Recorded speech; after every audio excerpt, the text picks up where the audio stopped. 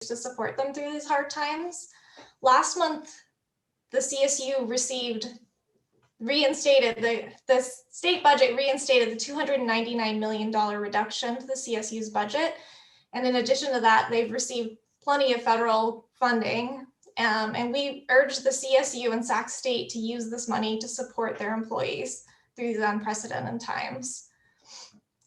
I would like to mention that Teamsters has extended COVID-related leave for their employees. However, they still have yet to see how that's going to work. We're going to have a couple employees share their stories, and we'll have a few different speakers. I'll be introducing each one. We'll take about 30 minutes, and each speaker will have a couple minutes to share their story. I would like to start by introducing Lynn Korup of CSUEU. She'll be reading Pamela Robertson's story. She's an employee in our health center. She's a clinical assistant. Thank you, Lynn. My pleasure, thank you. So my name is Penn Robertson. I work at Sacramento State as a clinical assistant in the Student Health Center. As support staff, I assist healthcare professionals who provide vital services to our students in areas such as health and wellness, counseling, immunizations, X-ray, and pharmacy services. During COVID, we are conducting these visits either in person or by telephone based on need. In addition, the center also provides COVID testing and in recent weeks, vaccinations. I fall into 3 categories. I am over 65 years old, have underlying health conditions, and have a dependent child. As someone who is over 65 years old, I was in the high-risk demographic group ordered to stay home during the pandemic last year. I am also the legal guardian of my grandson, who was sent home for distance learning. Due to my inability to telecommute, I was placed on paid administrative leave. Last July, I was called back on campus. As a primary caretaker, I had to stay home and quickly exhausted the paid leave that CSU offered at the time. I faced the dilemma of taking a leave of absence, a pay cut, or come to work and abandon my grandson at home. I decided to return to work and arranged for my adult son to supervise my grandson for partial day. It is not ideal, but it's what we've had to do. I am grateful I had an option, but not all of us do. Some of us do not have anyone to help us with dependent care and are not afforded the option of telecommuting. Some of us do not have saved personal leave accrued to bank on and have no other choice but to go into doc status. Some of us have already experienced and are currently in doc status. Some of us elected the early exit program out of necessity, not desire. Some of us are suffering in silence. We need the CSU to understand that some of its employees face real dire situations right now. Reinstated paid leave is critically needed now for those of us who cannot telecommute and are unable to return to work for dependent care reasons during this pandemic. The university has received substantial funding from the federal and state government to deal with COVID-19 challenges. Those funds can provide extended relief for the CSU's frontline workers now when we need it most. Thank you. Thank you, Lynn and Pam. Next, we would like to ask Kiana Thomas to share her story. Kiana is a CSUEU represented employee, and she's a custodial worker in housing. Good morning. Are you guys able to hear me? Okay. Yes. My name is Kiana Thomas, and I worked at the CSU for 15 years, the last 8 in housing at Sac State. I'm a single mom with 2 young children, ages 9 and 12. When my husband and I separated a year ago, it was hard, but we were making it work. Since the pandemic, It's been nearly impossible with schools closed to take care of 2 kids and still be expected to be on campus full time. I just don't have anyone close that I can turn to for help with childcare. As part of my housing custodial staff, my job includes cleaning and sanitizing dorm areas for students living on campus. I wipe, vacuum, dust, disinfect, sanitize, work with chemicals all day long. I provide essential services to keep students safe at a risk to myself. This year, I've taken pay cuts because I have to take care of my kids. I'm afraid of getting written up for having so many days where I can't work. Since January of this year, it has just gotten so hard. I'm terrified. I would say I've suffered from 30 to 40% loss in earnings due to payroll docs.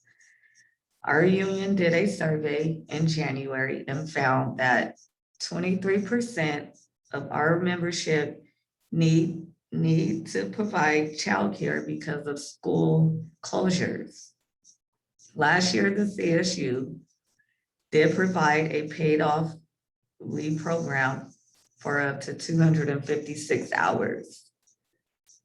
Our survey showed only 1 in 5 employees used it. But for those like me who did use the paid leave, we quickly exhausted the minimum allowance. As long as my kids are still doing distance learning, CSU's working parents need an extended paid leave program. We cannot survive this pandemic without additional institutional support from the CSU. Thank you. Thank you, Kiana. Next, I would like to welcome Mike Castagnon to speak. He's a CSUEU represented employee. He works in grounds, and he's also one of our stewards. Welcome, Mike. Hello, everyone. My name is Michael Castagnon. I have worked at Sacramento State as a grounds worker for 6 years now.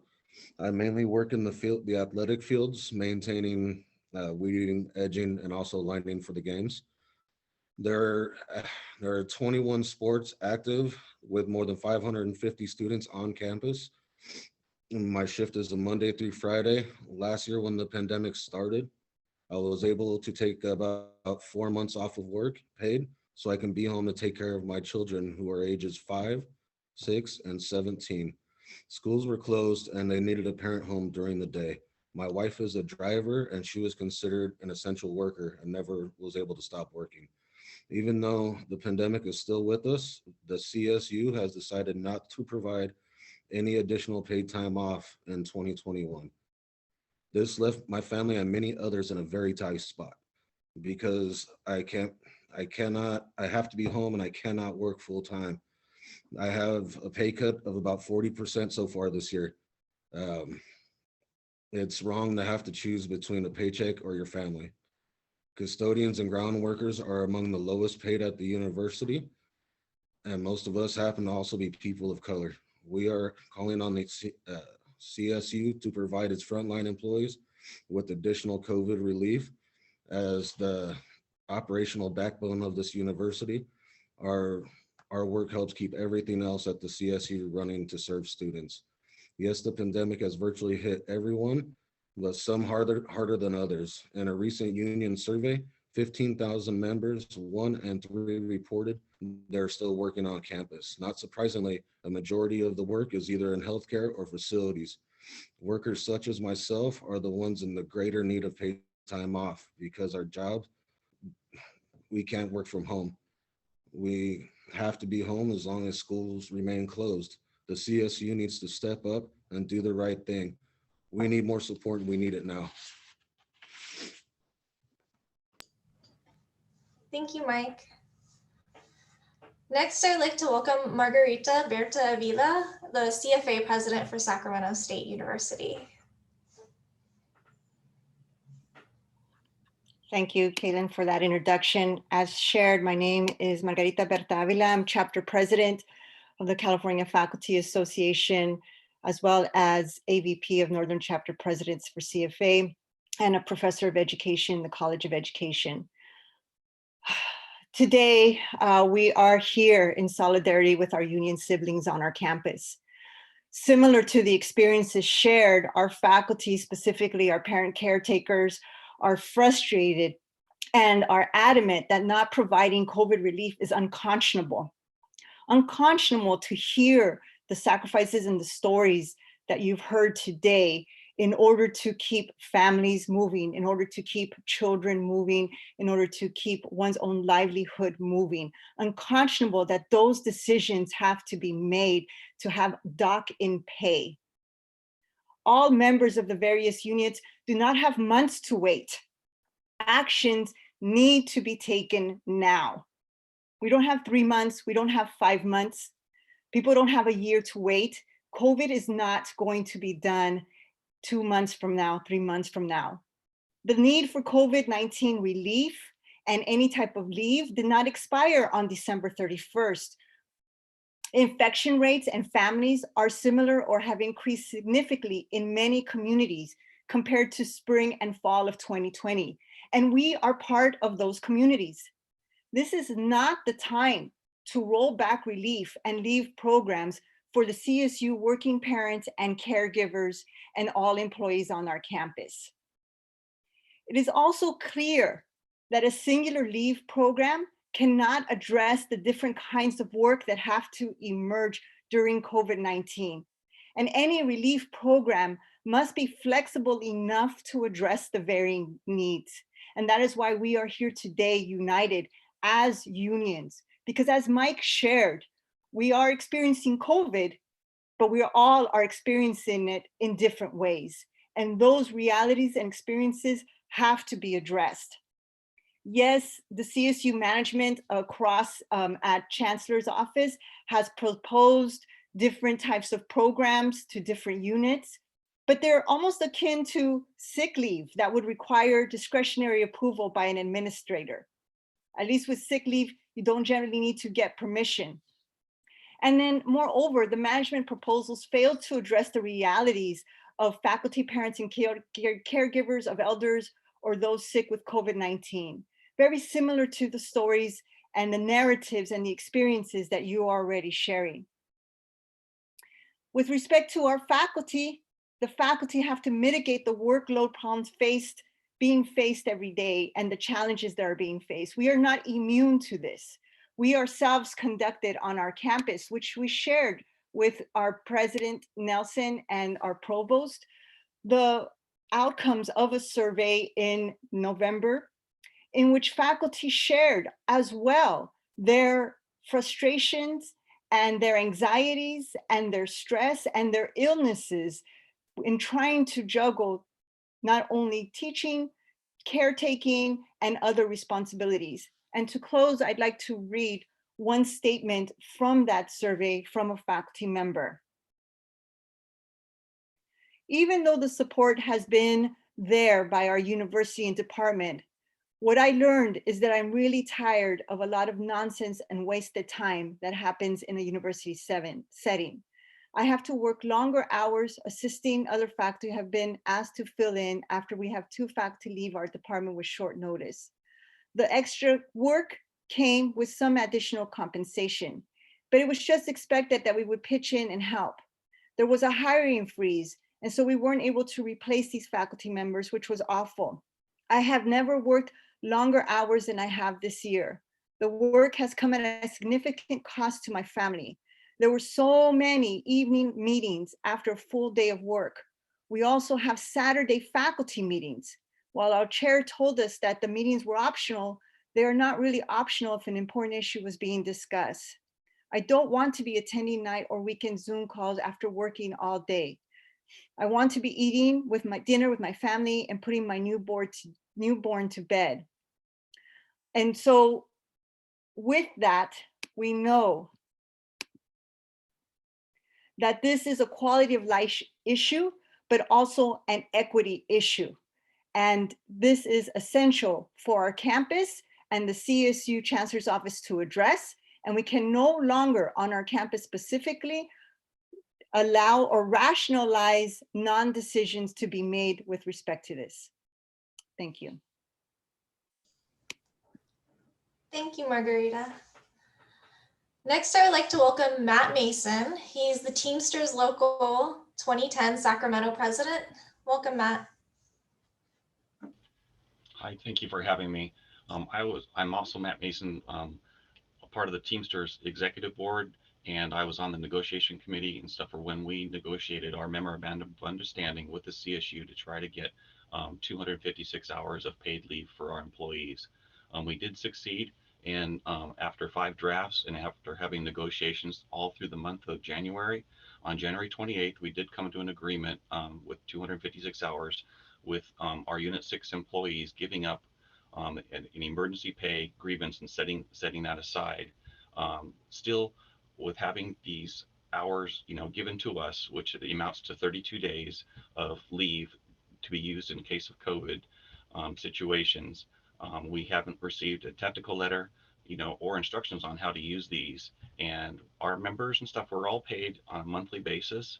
And so while we strive to get this negotiation and memorandum in place in time for the January payroll, the technical letter didn't come out from HR until the 17th of February. And again, campus managers and HR met on the campus here on the 23rd, and I had a discussion with HR myself on the 24th on the realities of the situation and trying to implement this. And still we haven't received an instruction sheet, or our employees have not had their hours restored. Many of our hours are going to, employees are using dock and vacation time, and in order to to try to compensate for the time that we have to be off for COVID related symptoms. And it's not just childcare, it's taking care of your family members who are sick, taking care of yourself. If you think you're going to be sent home for any kind of COVID related reasons, there's many COVID COVID problems that are arising through here. And so I just implore the CSU to step up and to either re-implement the federal leave that it was extended through March 31st, or continue to pay the workers and stuff that are essential and have to be there every day to keep the campus going. Thank you. Thank you, Matt. Next, I would like to introduce and welcome our last speaker, Fabrizio Assassin, the Executive Director for the Central Labor Council. Welcome, Fabrizio. Thank you. My name is Fabrizio Assassin. I'm the Executive Director of the Sacramento Central Labor Council. We are a federation of all of the unions in the region, representing over 180,000 union members, including members at CSU. The current pandemic is ongoing, and many of the CSU faculty members are working from home alongside their children and other dependents, and they often they don't have access to school or childcare or other support services like elder care. This problem is felt nationally with significant and harmful impacts on women and single parents. So in December, the U.S. jobs report demonstrated that there's a disproportionate impact of COVID-19 on women, and closed schools and lack of access to childcare are part of the reason why so many women have dropped out of the workforce. Sac State, along with the CSU system, has a responsibility to ensure gender equality in the CSU by providing paid leave programs so that working families can manage all the demands placed on them right now. Whether you're impacted directly as parents, as caretakers, as colleagues, or as people willing to stand up for what's right, we're calling on all of you to help out. We're here to raise the importance of Sac State supporting all of its workers during this unprecedented time. And we stand here as labor, supporting one another so that we can have relief for all of our represented workers, because relief is not just needed now, it's been needed for a better part of a year, but it's especially needed now. You know, the city of Sacramento passed an ordinance that the Sacramento Central Labor Council worked on last year, and so did the county of Sacramento. It was a worker protection ordinance. Basically, what it did was it expanded paid sick leave, 80 additional hours of paid sick leave for COVID-related things, such as taking care of a child while they're home from school, or if you were to get sick, you don't have to tap into your vacation time, as we've heard. You don't have to tap into your own sick leave that the company already provides. And this was really meant to include those companies that were excluded from the federal expansion of paid sick leave. Companies like Amazon and Walmart. We shouldn't have to tell Sac State that they are like Amazon and Walmart and they're not doing what's in the best interest of their employees. They should know, they should do better than that. You know, this is a matter of sickness and health, of living in fear or not. This is a matter of life and death. You know, this is a matter of community, it's compassion, care, and this is a matter of responsibility. And if Sac State truly wants to be a world-class institution, they have to take care of their employees. So we call on Sac State to lead by example and provide COVID relief to all workers now.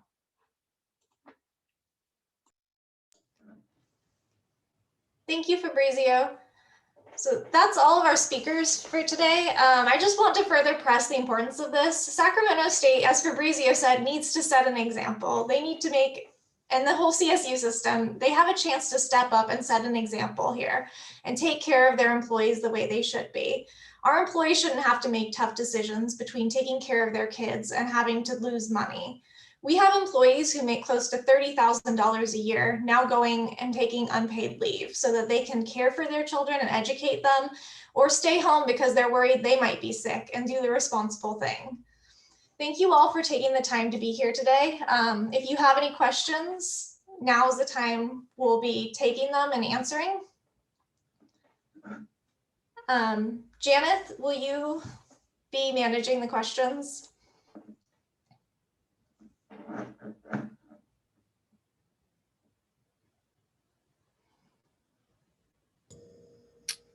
I have one question. Okay. The question is there a petition or other method being done to raise awareness?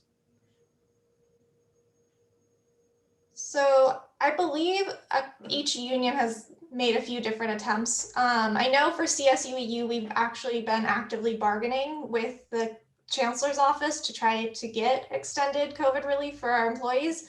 I believe the CFA is currently also in negotiations, and they've had letter writing campaigns.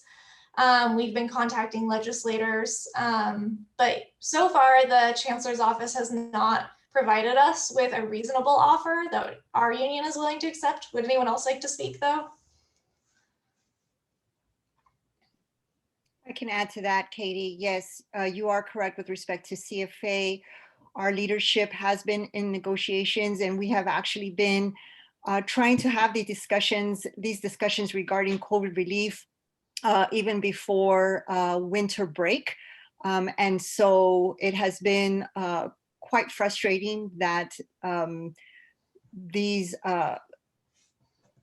programs and or any type of modifications to workload across the board, all units, are not being considered. And so these discussions are ongoing. And though there are plans across the system as well as on our campus to return to at some percentage, it still does not take away the reality that we are in COVID, and does not take away the reality that there's still relief that will be needed, even with the vaccine being rolled out. And so those negotiations are still moving forward, but with no real finalization to them as of yet.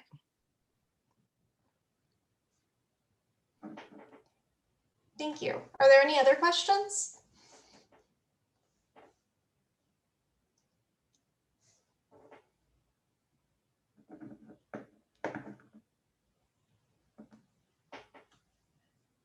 that's all. Then I'd like to thank everyone for participating today, and I would like to thank all of our labor partners for coming together and supporting our employees. Thank you all for being here today. Thanks for having me.